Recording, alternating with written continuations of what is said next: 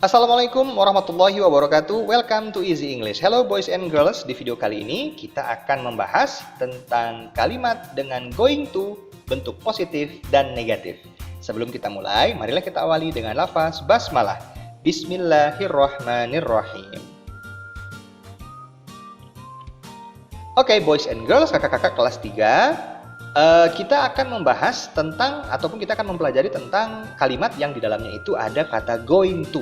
Apa artinya, bagaimana cara menggunakannya, dan apa kegunaannya? Ayo kita lihat sama-sama.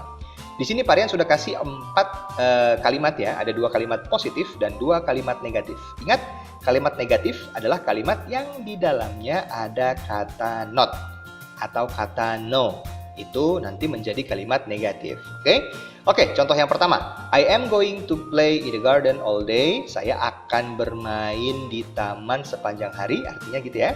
I am going to cook pizza for dinner. Saya akan memasak pizza untuk makan malam. It's not going to be rainy on Tuesday. Tidak akan hujan di hari Selasa atau hari Selasa nggak bakal hujan gitu ya. It's not going to be sunny on Wednesday. Hari Rabu itu nggak bakalan cerah.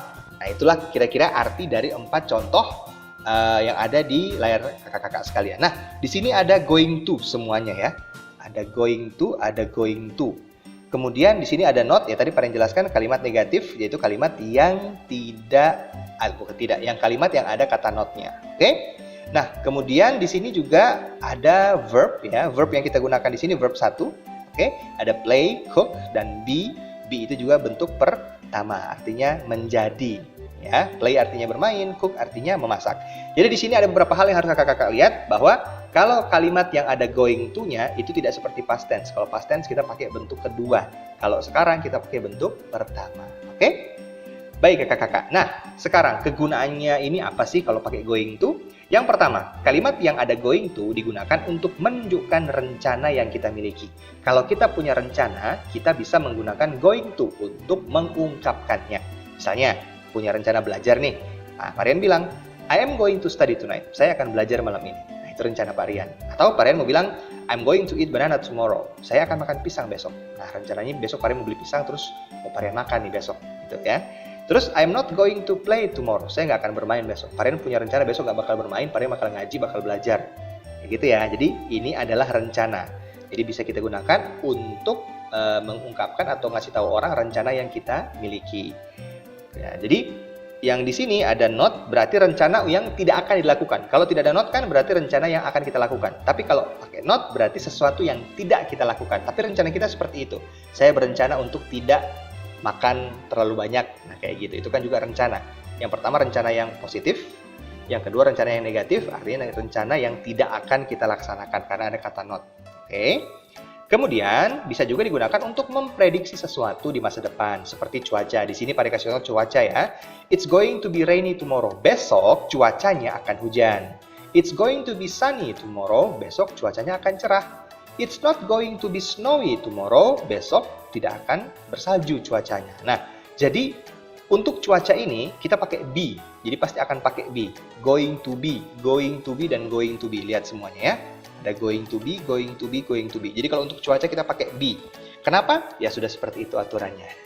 Oke? Dan di yang ketiga ini sekali lagi ini kalimat negatif. Jadi kalau di sini mereka memprediksi cuaca yang akan terjadi. Kalau ini mereka memprediksi cuaca yang tidak akan terjadi. Oke?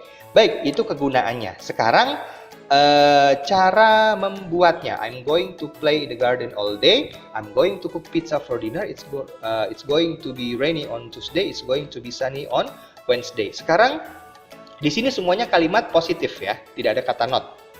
Oke. Nah, sekarang bagaimana cara membuat mereka ini jadi kalimat negatif? Yaitu dengan menambahkan not. Perhatikan tidak pakai did ya. Nah, kalau did itu hanya ada di past tense. Ini kalimatnya berbeda, jadi tidak pakai did lagi, oke? Jadi di sini kita pakai not saja, cuman pakai not. Tapi notnya ditaruh di mana ya? Ternyata notnya ditaruh sebelum going to. Parian mundur lagi ya. Lihat going to-nya, sebelum going to ditambahin not. Jadi yang sebelumnya I am going, it's going, menjadi I am not going, it's not going. Jadi sebelum going to taruh not, itu nanti akan menjadi kalimat negatif. Sekali lagi, perhatikan, I'm going to play in the garden all day menjadi I'm not going to play in the garden all day. Jadi meletakkan not-nya itu sebelum going. Ya, gitu ya. Sangat mudah. Dan insya Allah ini kalau kita praktekkan juga tidak akan kesulitan variannya kakak-kakak. Oke? Nah, untuk membuktikan bahwa ini gampang, ayo kita coba. Sekarang, I'm going to visit my uncle tonight. Saya mau mengunjungi atau saya akan mengunjungi paman saya malam ini. Nah, negatifnya menjadi I'm not going to visit my uncle tonight. Oh, kecepatan ya. Oke, yang kedua. I'm going to drink milk tomorrow. Saya akan minum susu besok. Negatifnya menjadi